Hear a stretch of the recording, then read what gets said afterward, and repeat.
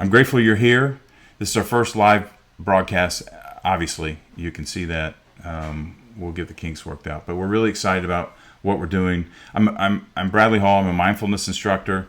I'm a holistic life coach, a licensed metaphysical minister, and a certified trauma recovery coach.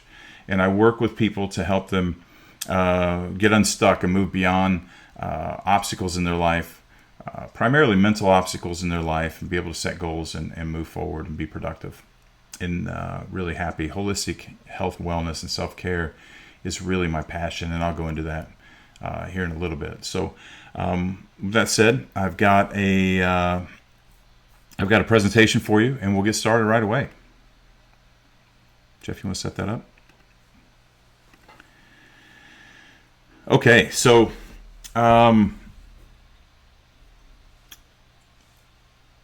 what we're going to focus on tonight in my journey with holistic health, and as I said, it's my passion. I'll explain a little bit why. I'll explain why here in a little bit. But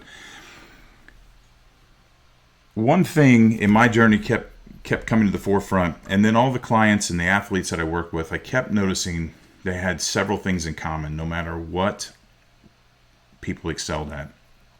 And I noticed that awareness was at the forefront of that. And that was interchangeable through no matter what the issue, no matter what the circumstance, no matter what the goals were. And the best way to cultivate awareness is through mindfulness, and the best way to cultivate mindfulness is through meditation. Meditation is greatly misunderstood. Most people think it's some kind of voodoo magic, and I'll talk a little bit about that as well. But it's really my passion, and this has been I've been my own personal guinea pig. We've gone through trial and error, and I'm really glad you're here. I'm really honored to share this information with you. So I created this presentation, and I outlined it here to illustrate the importance of incorporating meditation into our daily routine by demonstrating its benefits on our mental, physical, and spiritual well-being. Now, tonight we're going to talk about the benefits of meditation, and I'm going to include supporting scientific and medical data to back that up. I also talk a little bit about my story and how meditation and mindfulness has been an integral part of my own personal recovery. Now, what I'm going to present to you tonight is actually just a small portion of a course that I'm creating for our new online academy. It's called the Life and Truth Academy. We're just getting started. We have a couple courses in development. Feel free to register for free, and you'll get notifications when the courses are available. And I'll talk a little bit more about that probably towards the end.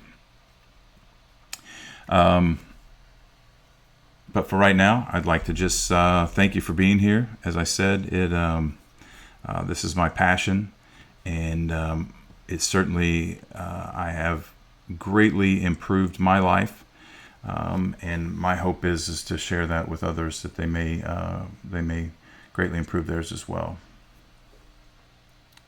So a little bit about me to start. Again, my name is Bradley Hall.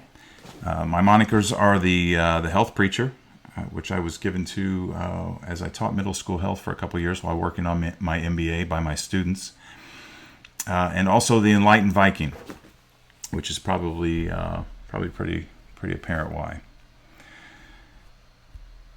I've been married for almost 28 years to my high school sweetheart.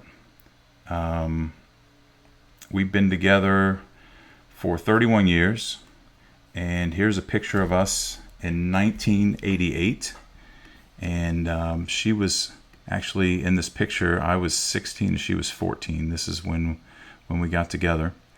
Now together we have raised two older boys, both collegiate athletes. But I have a pretty amazing extended family as well. This picture here is just a part of them. I'm crazy about my awesome nephews and nieces. I've got a plethora of them, and I enjoy spending time with all of them.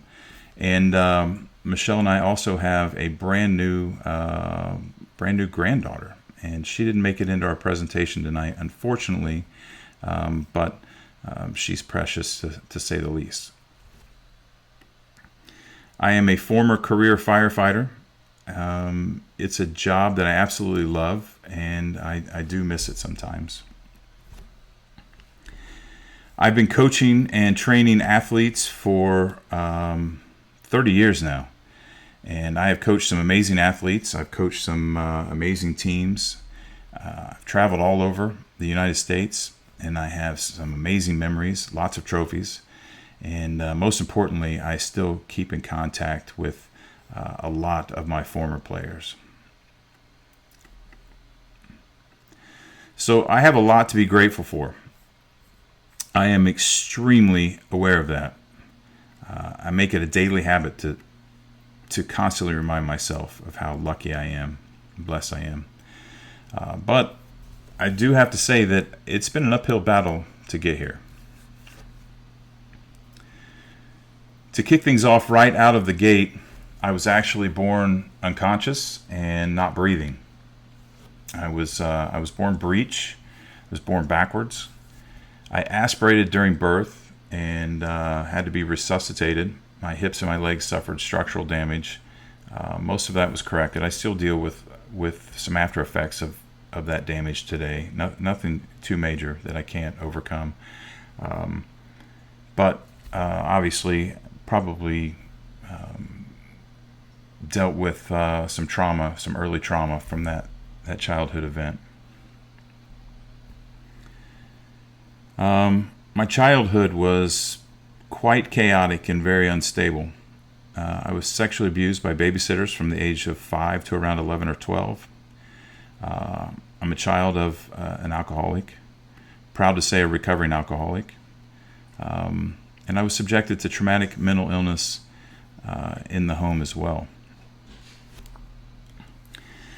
My parents went through a bitter divorce when I was just 7, and I have very vivid memories of that bitter divorce. It left a lasting imprint, made a lasting impact on me. Things began to move fast from there. I became a father less than 1 month after turning 18 years old. I was married less than 2 weeks after turning 20. And things were very, very chaotic. I struggled with both anxiety and depression, not to mention anger. I was acting out.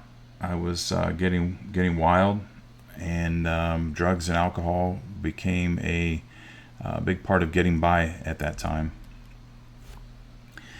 But if you knew me, you would have never known it, really.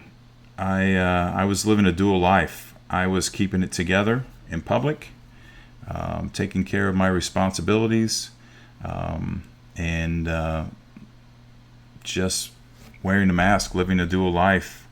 And but I was recklessly out of control behind the scenes, and not even my wife knew. This went on for a while, and I almost completely single-handedly destroyed my marriage. I was reckless and out of control. I was ungrateful. I didn't know how to be grateful. I had no awareness, and I had hit rock bottom. This was it, and I had decided this is not who I wanted to be. That I was better than this, and I was ready to break the chains. So I set out to do something about it. I decided that I was going to study human behavior. I wanted to learn as much about why I was feeling the way I was, why I was doing the things I was doing. So I set out to learn, and I read, and I read, and I read, and I read, and I still read today. I read 2 to 3 books a month. I actually started college at the age of 36. I did not get a psychology degree, but I took lots of psychology classes for my humanities degree. I figured I was reading the books for free anyway, so I might as well get something out of it. This was literally the beginning of my personal development journey. I became a junkie. I was hooked immediately.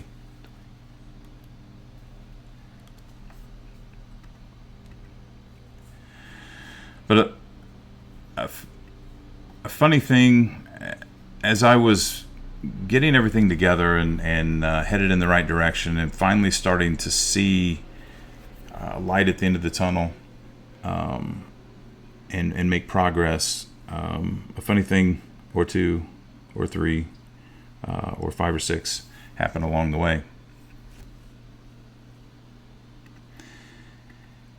In about 5 years later, I was diagnosed with a rare congenital condition known as a Chiari malformation.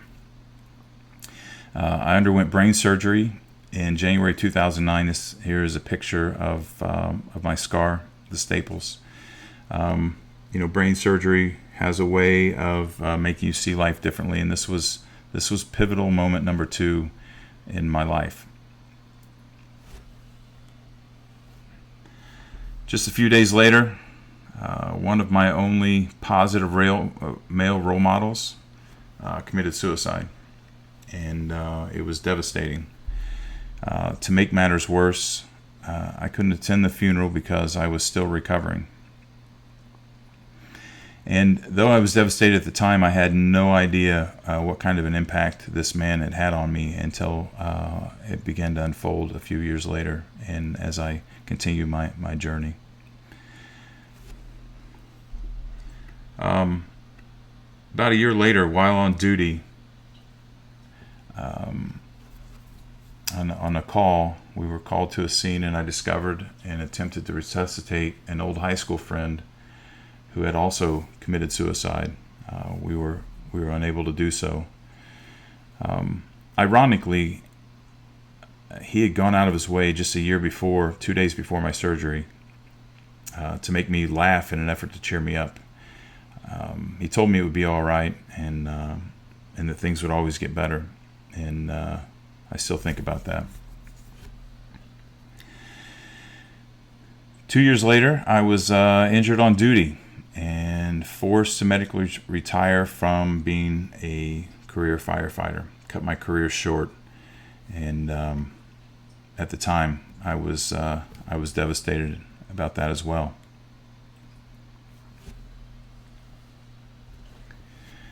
Two years later, we got a call in the middle of the night, and one of my oldest friends, which happened to be my wife's brother, we received word that he was in a coma and in the ICU in Florida. We spent the next 10 days or so at his bedside, and before the decision was made to disconnect him from life support, and he was 42. Here's a picture of him, my wife, with her brother, Michael, and here's another picture of Mike and I when we were trying real hard to be rock stars in the early 1990s. I debated where to put that in, but I thought it was funny. I hope you find it funny. It was 6 months, almost to the day after Michelle's brother Mike died. We unexpectedly lost our 22-year-old adopted son, Michael. Michael had attended a junior college in Wilmar, Minnesota, and he was scheduled to come home that day and surprise us with the news that he had been accepted to a 4-year university. And Michael didn't wake up that morning. Both these deaths came at a critical point in my life. This was the third pivotal point. So about 30 days later, when all this happened with our adopted son Michael, we were in transition to move out of state. We were remodeling 2 homes, one in Indiana, one in Florida, and to relocate. And it was, quite honestly, it was It was another chaotic period. It was financially devastating period with everything that happened, and it would take a few years before we recovered both emotionally and financially.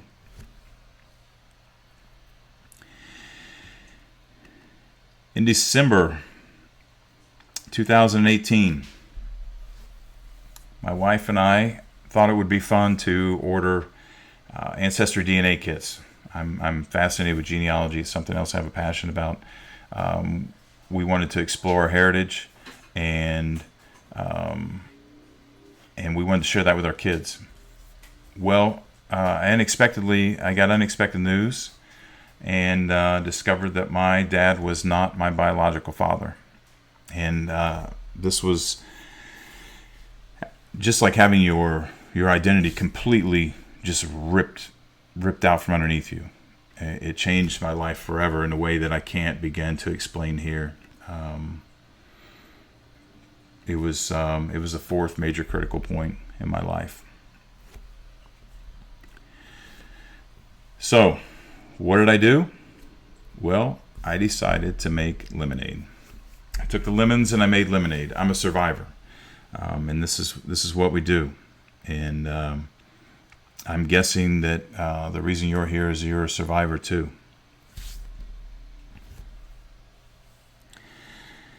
So not only was I studying psychology and human behavior, but I began studying fitness and nutrition like crazy. You see here's a picture of me in 2009. And then here's a picture of me in 2019. I lost over 50 pounds on the scale, but I believe that I lost about 75 pounds of body fat. And here are these two pics side by side. In my education journey, I earned 3 college degrees as well as numerous certifications. And I currently work as a mentor for a university, as a mentor to graduate students to help them navigate their own MBA journey. My wife and I are now happier than we ever dreamed that was possible over 20 years ago. We stripped our relationship down to bare bones, and we rebuilt it brick by brick through trial and error. We will both tell you that we wouldn't have what we have now if we had not gone through the hell we went through then. So now I enjoy every day to the fullest. I started surfing on my 40th birthday. I received a scuba certification in last year in 2018, I believe.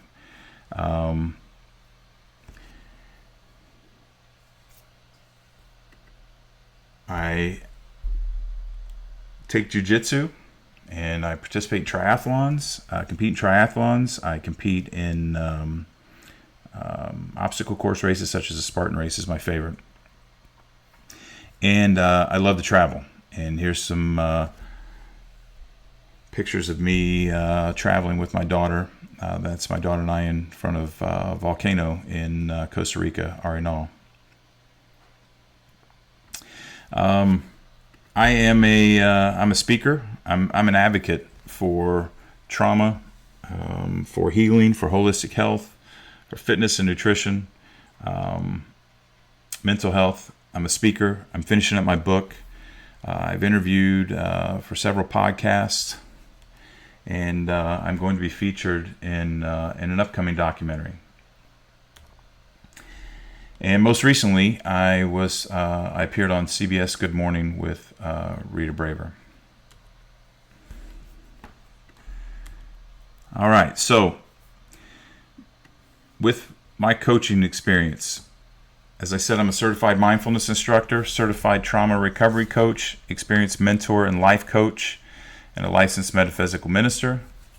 I'm also a certified fitness trainer, experienced athletic coach, as I said, a retired firefighter, and a husband and devoted father.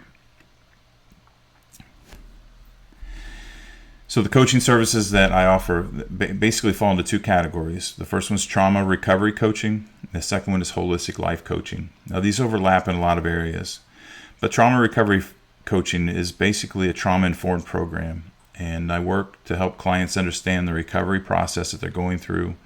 I help them set regular goals to help minimize their symptoms of CPTSD and their childhood trauma, and act as an advocate and supporter for the client through the process and beyond. The holistic life coaching is very similar. It's either people who may not have as deep childhood trauma or have evolved, have been able to work through their trauma and are expanding to other areas of their life. It's a holistic based program. We work on holistic self-care in their daily lives, and we also set goals and try to change their routine slowly over time to live a healthier lifestyle. It includes fitness, nutrition, habits, mindfulness, personal goal setting, better communication, organization, those type things. So I want to, that's a little bit about me and what I do. I felt it was necessary to get that out of the way. I tried to make it as quick and painless as possible. So we're going to talk a little bit about meditation, more importantly, mindfulness. This picture here, you'll see on your screen, this is the Dalai Lama. He's the religious leader and political leader of the free country of Tibet, which has since been absorbed into China. He's living in exile. And he, in his book, Beyond Religion, Ethos for an Entire World, he states that a happy mind is a healthy mind, and a healthy mind is good for the body.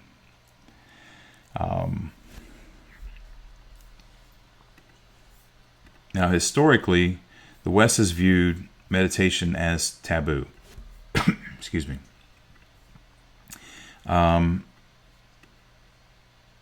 Oftentimes, this is really due to unnecessary fear and negative propaganda.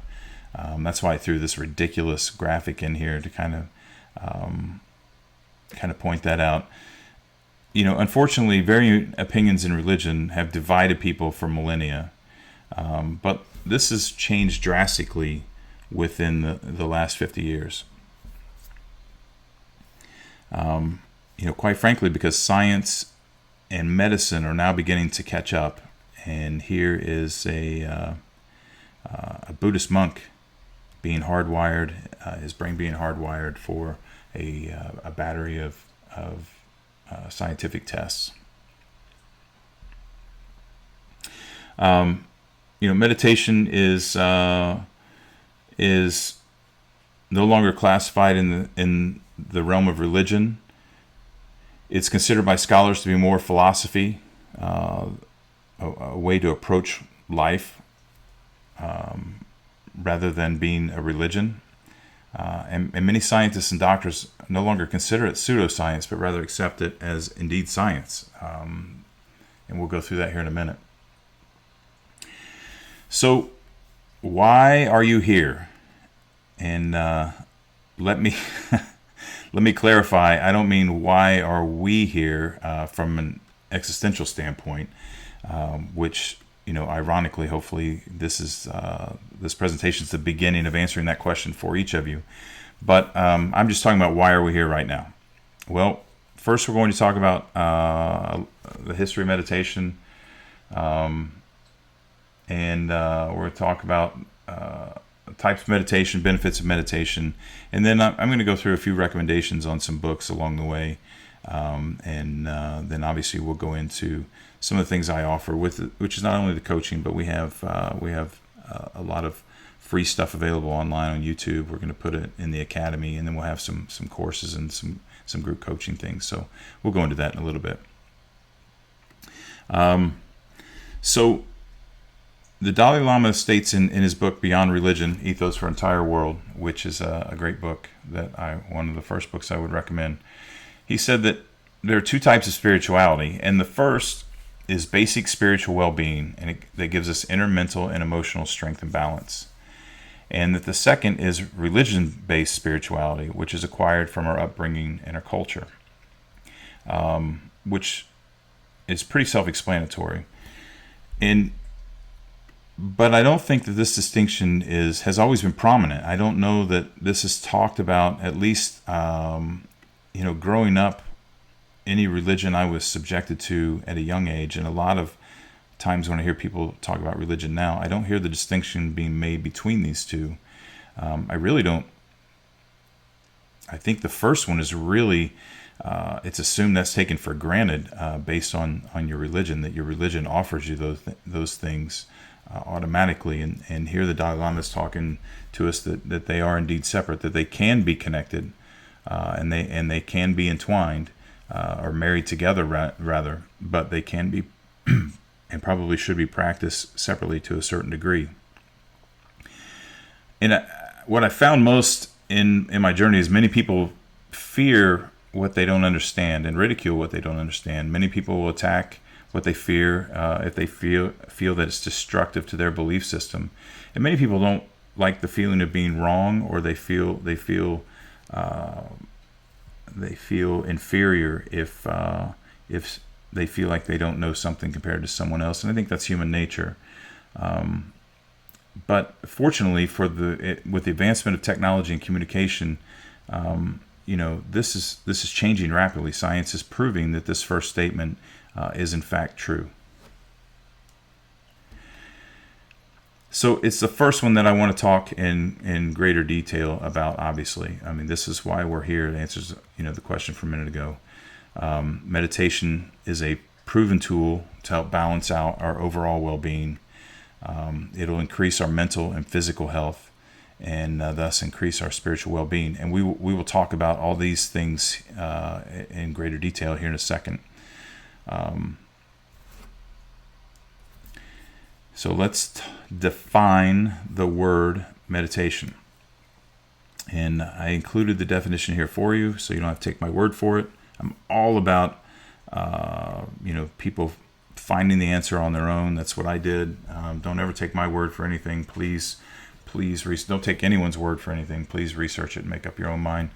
The definition of meditate is to engage in contemplation or reflection, to engage in mental exercise such as concentration on one's breathing or repetition of a mantra for the purpose of reaching a heightened level of spiritual awareness.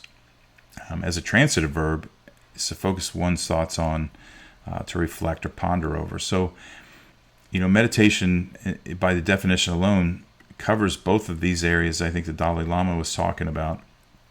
And even covering those two areas is a very broad spectrum of things that it can do for us. Now, what it won't do is make you a Jedi Master. But it is basically mind training, just like a Jedi Master. But seriously, it encompasses so many aspects and has so many benefits, and we're going to cover those in a minute. So, Dr. Paul Leon Masters, he founded the International Metaphysical Ministry. And he said, generally, meditation is accomplished by using one or more techniques to withdraw the five senses from the mind, from their attention to the world outside oneself, and make contact with the inner mental world of one's own mind. And so the key here is the five senses of the mind, drawing the attention of the five senses of the mind away from the outside world. And now this gets a little sketchy, because when we meditate, a lot of times we allow ourselves to hear and process what's going outside, or recognize what's going outside, but we don't dwell on it, we don't focus on it, that we allow ourselves to just relax and be and let things happen naturally. That's pretty much the premise of meditation, is to really just let go and quit thinking. So much of our thinking happens in the past or in the future. We're worrying about things that happen, we're reliving things that happen, or we're worried about things that are coming, and we're envisioning things that are coming that'll probably never look anything like we envision them as we lie in bed and worry about them. And so meditation is really just letting go of that judgment of issues and over analyzation, and just living in the moment, paying attention to what's happening right now. Now, this is exactly what the mind, or the ego rather, doesn't want. It wants to distract us. It wants to keep us focused on everything else. It wants to focus on sounds, smells, sights, what happened yesterday, what's going on tomorrow, and it's an incessant chatter. For most of us, it's a constant loop of just one thing after another, and this is the ego talking. And when we start to turn our attention inward, our mind wants to stop us. The ego doesn't want us to control it. It wants to control us, just as it has done our entire lives. And it will put up a fight like King Leonidas and the 300 Spartans of the Battle of Thermopylae. That's why I included this graphic here. And it's a battle every day for control of your mind. Now, Buddhist expert Jetsun Khandro Rinpoche points out in her book, The Healing Power of Meditation, she said, that is why meditation has never been very popular. It asks you to reverse a process that you've been living by your whole life. So until a person recognizes that it is really important to break this habit, I believe they will be skeptical of meditation. This pretty much sums up what we're personally, each of us are up against. It sums up what I've found. People are resistant for fear, a lot of times because of religion. People are resistant out of fear because it's something different. And some people begin down this path and they reject it and go back to what they're comfortable with. And this is the ego part that she's talking about here. All right. So we're going to go through the history of meditation real quick. I won't spend a whole lot of time on this because it's only slightly irrelevant. I did want to include some things in here, but I want to get into the benefits of meditation and talk in greater depth about the medical, the scientific community, the medical community, and what they have to say about it. So what's the first thing most people think of when they think of meditation? Obviously, it's Buddhism. And it's true that meditation is predominantly associated with Buddhism. But many people don't know that it's also not only associated with Hinduism, but that yoga itself is a form of meditation. It's a critical component of Hinduism, and yoga is one of the 6 orthodox schools of Hindu philosophical traditions, and it's a physical form of meditation.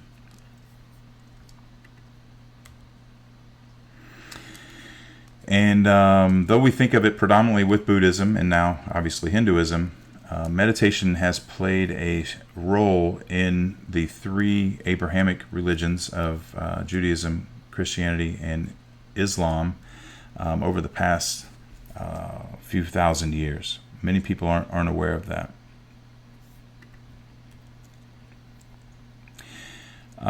Here are the ancient Vedic texts. They're called the Vedas. They appeared, they're the first written references of meditation. It appeared around 1500 BC.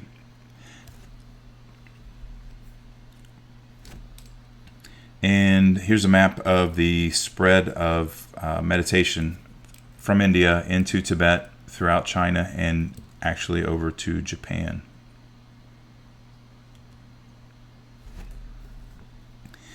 Then we can fast forward on up to in the 60s, the Beatles traveled to India and to practice and study with Maharishi Mahesh Yogi. And this, as you can imagine, thrust meditation into popular culture in the mainstream from there.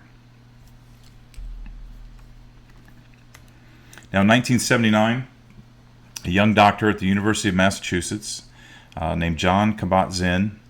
He conducted the first medical experiments aimed at studying the effects of meditation on various aspects of human health. He was actually a doctor at the University of Massachusetts, got permission to do this, but it wasn't sanctioned, and he just set up shop in the basement and began conducting these experiments on his own.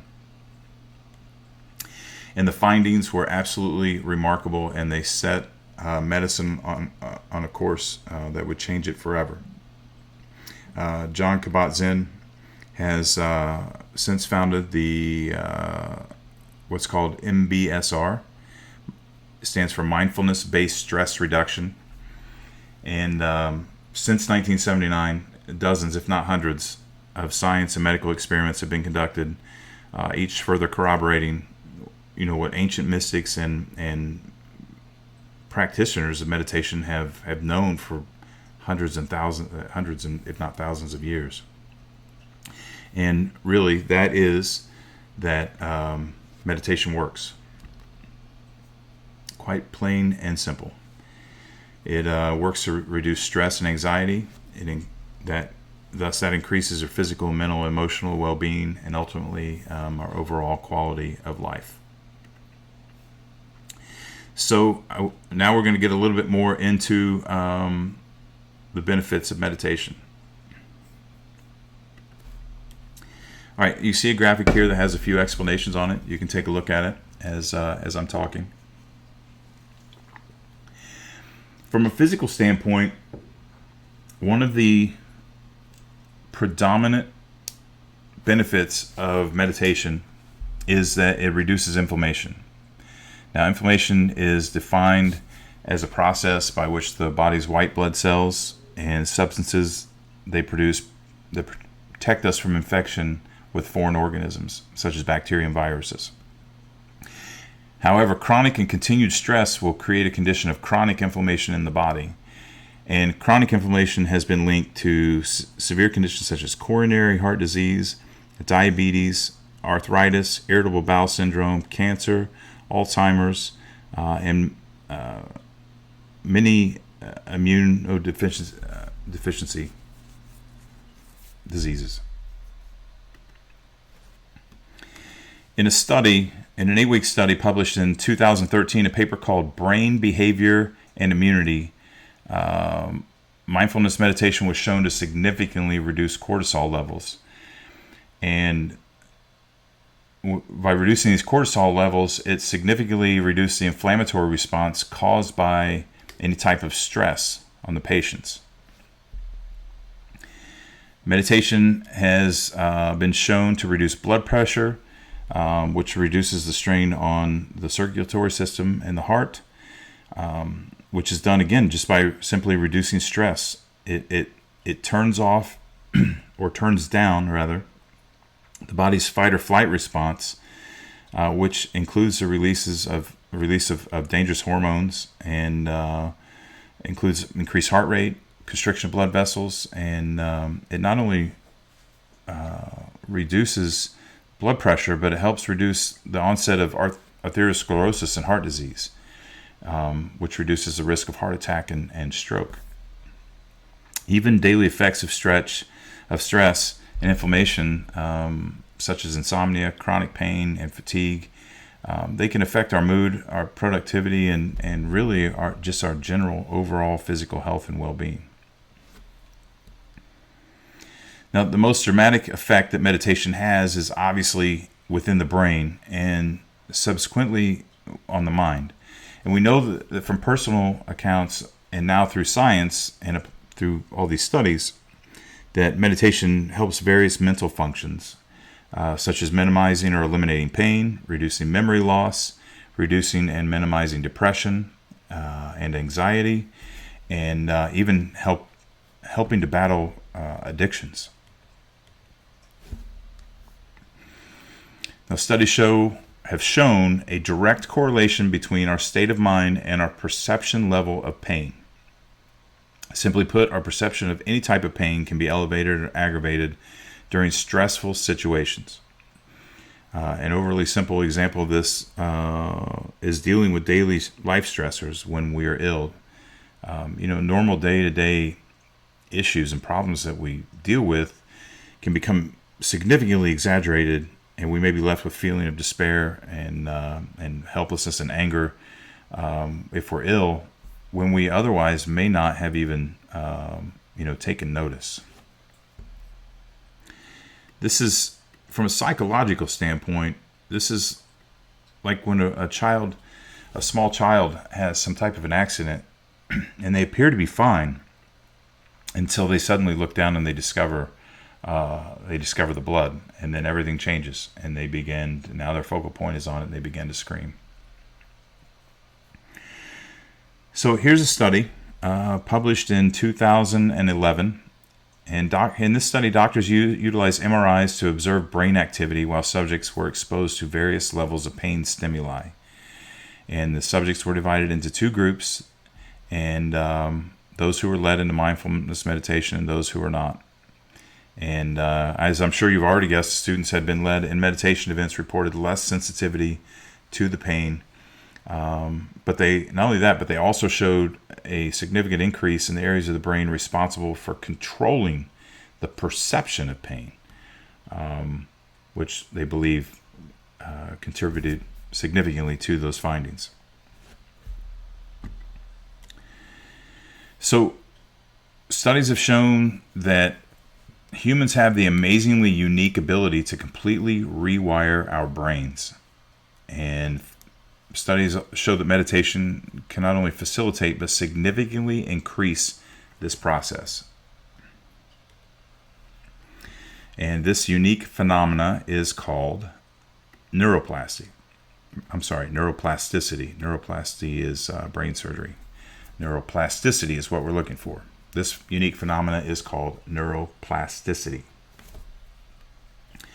Now, neuroplasticity is a process in which your brain's neural synapses and pathways are altered as an effect of some type of changes, environmental, behavioral, and neural. And so basically, neuroplasticity is rewiring of our brains through some type of stimuli. It commonly occurs most often when we learn new things, that new pathways are forged when we learn new things. And when these new pathways are created, it actually expands our brains. Our brains actually can expand and grow bigger. And it's important to note here that increased neuroplasticity is a crucial deterrent for the prevention of Alzheimer's and dementia. So this graphic is an MRI of a published author, the brain of a published author, The baseline MRI is on the left, and the meditating MRI is on the right. And the black areas are inactive parts of the brain. And you can clearly see here that while meditating, this subject, activated a greater portion of his brain just through meditation, which simulates learning versus the baseline picture on the left. And meditation has the identical effect that learning has on the brain. Here's another study published in 2003. The study focused on a set of Buddhist monks, and through meditation alone, these monks, they actually improved the functionality in the areas of the brain responsible for happiness and positive thoughts. Now think about that. In this study, through meditation alone, the monks improved functionality in the areas of the brain responsible for happiness and positive thoughts. It was measurable by the MRIs. They were able to measure this. And what surprised them, the researchers, is that it also had an unexpected side effect.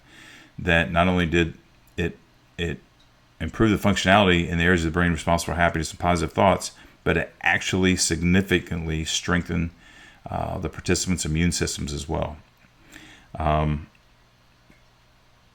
So it kind of brings me to my next point, that based on the information that I just gave you, that we've talked about over the last few minutes, it's not a long walk to begin to accept and understand the effects of meditation on serious conditions such as depression, anxiety, and even addictions. So all behavior can be attributed to conditioned neural pathways in the brain. When we try to do something for the first time, it's hard because we don't have a conditioned neural pathway. We don't have the pathway built yet. We don't have it like a path in the woods that we keep walking over. We don't have it worn down. We don't have it comfortable and familiar. And that's why habits are hard to break, because when they're familiar, it's a worn path. The brain wants to use that pathway. And to break that, we have to create new ones. The neural pathways are created through our daily experiences. And when we repeat the behavior, then these pathways are reinforced, and they become automatic, for lack of a better description. And it's really a survival instinct that's necessary for our daily function. The best example is tying your shoes. I'm sure you don't remember the last time you tied your shoes. You just automatically did it. You didn't think about it. And like driving your car, you don't think about every time you apply the brake and remember applying your brake. You just do it because it's a reinforced neural pathway that you created long ago. So I want to take a quick second as we're getting in to some pretty important stuff here. We're getting ready to talk about behavior and in particular addictions and the positive effects of meditation on addictions and anxiety and depression. And I want to acknowledge that this is an extremely complex subject. As a trauma certified recovery coach and someone who has personally dealt with all of these issues, I can assure you that I'm very aware that I'm oversimplifying some of this only for the sake of understanding human behavior at its most basic level. And this is an attempt to just illustrate how meditation and mindfulness can have a positive impact on your recovery and healing. But I also know, as a certified mindfulness instructor, who I mentioned that I personally dealt with these issues, the meditation is a powerful tool to help increase the quality of our lives. And with that said, anyone who suffers from symptoms of depression, anxiety, and/or addictions, I strongly encourage you to seek professional medical help.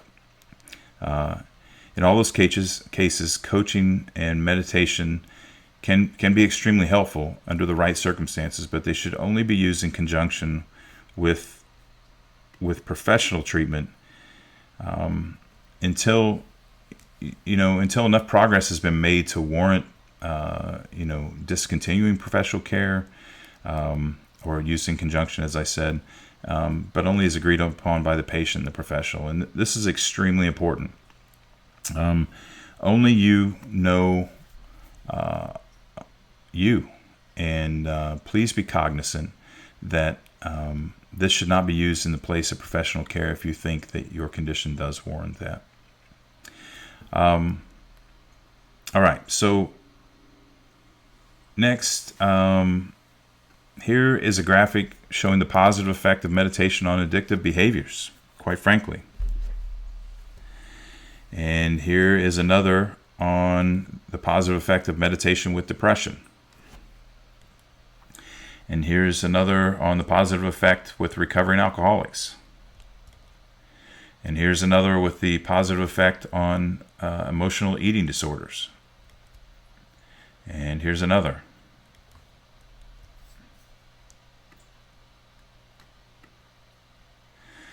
So, clinical psychologist and renowned addiction specialist, Dr. G. Alan Marlett, he stated very clearly, he said, the neurobiological findings support the hypothesis that meditation enhances awareness and the cultivation of alternatives to mindless, compulsive behavior. Now, that is a pretty broad statement there with mindless, compulsive behavior that can be applied in a vast array of human behaviors. and you can see why I brought this to you tonight, to really start with this being the cornerstone of anyone who is wanting and working on any type of recovery or life enhancement, because compulsive behavior covers everything from addictions to biting your nails to diet and exercise and daily habits and relationships. It's all conditioned behavior.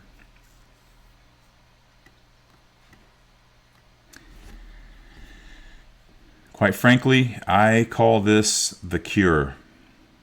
Again, that's oversimplified, but it is the cornerstone of holistic health. And I'm living proof, and no one could ever convince me otherwise. And, not to mention that it's pretty cool, Rafiki.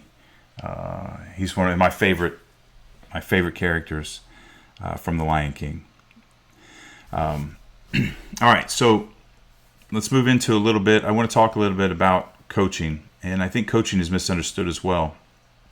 And we'll be brief here, but I want to point out that anyone who is successful has had a coach and or a mentor. Everyone. Obviously, your sports stars. Andre Agassi, Michael Jordan, Simone Biles, the amazing and late Kobe Bryant, Michael Phelps, Tiger Woods. But I think you'd be surprised that even people like Justin Bieber, Leonardo DiCaprio, Oprah Winfrey, and even the mighty Metallica utilize life coaches. And I was actually really surprised on Metallica, but they've struggled with sobriety and addiction, and they struggled to get along together. I mean, they've been together a long time. They tour a lot, and they were struggling in their relationship, so they hired a life coach to tour with them to help them work through their issues. So my opinion is, so should you. I have utilized them, and I have mentors right now. They've had a tremendous impact on my growth, and I do it, as I said, every day for the university, and I work with people outside of that, and I highly recommend it. So the coaching services that I offer, I mentioned earlier, the trauma recovery coaching and the holistic life coaching. I won't go over those again. We talked about those earlier. But I want to take a quick second to make sure that, again, thank you for being here, but I want to ask you to subscribe to this is our brand new YouTube channel. We're just getting started. We have some videos uploaded, and we would be grateful and honored if you would take a moment to subscribe to our channel before you left tonight. So there are two ways to work with me as we're expanding this and launching it. First is one-to-one. I work with clients on weekly appointments. I am taking new clients right now. And each week we'll discuss your progress. We'll address concerns or questions, anything that you're trying to work through, and we'll outline new goals for the upcoming week. The other option that we're putting together is we're going to offer some group coaching. I think our target date for that right now is April 1st. We'll have a new topic monthly, and it'll be a holistic health topic. It'll be on meditation and mindfulness, health, nutrition, fitness, relationships, setting goals, you name it. We'll talk about it. We'll have the new topic monthly. In the group, you'll have access to me. I'll do regular live presentations. We'll do Q&As. I'll have special guests, and we'll have other supplemental resources as well. So if you're interested in the one-on-one coaching, you can call or text to schedule an appointment. The number's here. Or you can book your first appointment directly, and I've given you the link here. And this link is actually to my Facebook page. or you can go to my website, which I'll give you that website, that URL here in a second. So you can not follow that link, and you could actually go to my Facebook page, and you'll see that I have a Book Now button on my Facebook page, and I've circled it here for you. It's easy to find. So you have those three options. You can call the phone number, follow that link, or go to Book Now.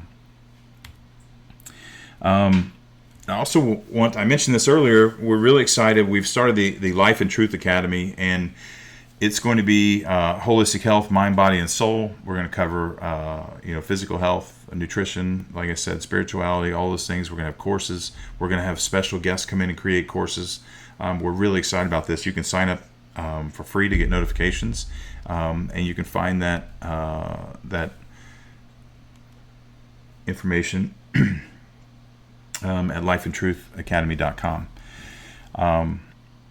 So for more information on the group coaching and the upcoming free webinars that we have scheduled, blog updates, special events and offers, you should go sign up for our mailing list. Very easy. It's thebradleyhall.com. And we won't, I'm not real big on spam. I hate a cluttered mailbox. If I sign up for a mailing list and people, I start receiving 3 to 5 emails a day, I quickly unsubscribe. We will not do that to you, I promise. Every time we send you something, it will be to update you and to remind you of things that we're working on and things that are happening that we think you might be interested in. So you can go to my website, or you can email us directly at customercare@thebradleyhall.com, and we will send you all kinds of information to get you all straightened out and get you exactly what you want. Lastly, make sure you find me on Facebook at the Health Preacher, and Twitter is The Bradley Hall, Instagram is The Bradley Hall, and you can find me on The Bradley Hall on LinkedIn as well. So it's late. We got started late. I thank you for staying with us through the whole thing. Please connect with us on social media. Send us an email, send us a message, give us feedback. We'd love to hear from you, and we'll look forward to talking to you soon. Thank you again, and have a good night.